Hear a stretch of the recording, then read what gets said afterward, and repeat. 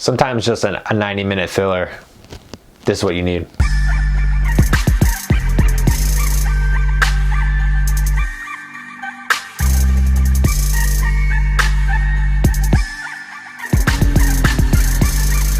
How's it? Welcome back to Tamba Takes Reviews. My name is Sean Tamba. This is where I give you my take. Red Dot, now streaming on Netflix. This is a Swedish thriller. It's a basic plot. There's a couple, they decide to go skiing, or honestly, what they do is kind of stupid, honestly. They decide that they're going to camp out in this freezing cold weather, and lo and behold, there's a guy with like a sniper rifle with a red dot shining right in their tent. And so the story is them fighting for survival.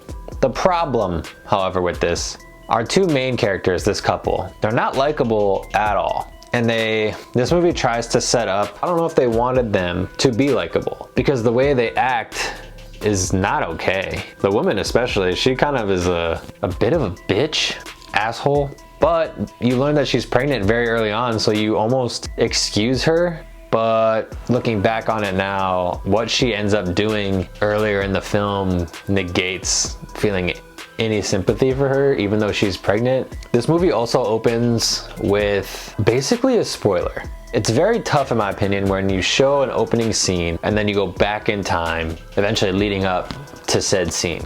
So we open with the guy, he's bloody, his face is bloody, saying, you know, it's not her fault, it's my fault, don't blame her. And they show the wife running for her life, and they cut back to earlier, and then we kind of get to back to where we are.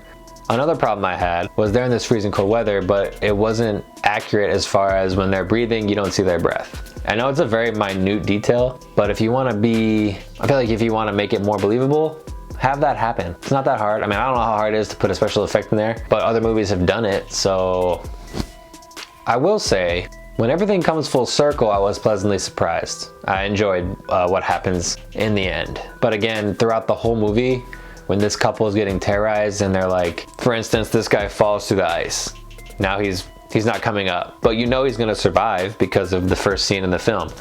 So that's what I'm talking about as far as why you would show that first to set everything up. And I guess because of what happens at the end, I kind of understand, but you really gotta make the tension much better when you're already giving away that this character is not gonna die here, or not gonna get, you know, hurt, because it's halfway through and he's in this ice, but you know at the end they're gonna be there. So that's the biggest gripe I have with this movie. But again, it's 90 minutes and I really enjoyed the ending. And so should you watch this movie? If you're bored. That's gonna do it for a take today. Catch you next time.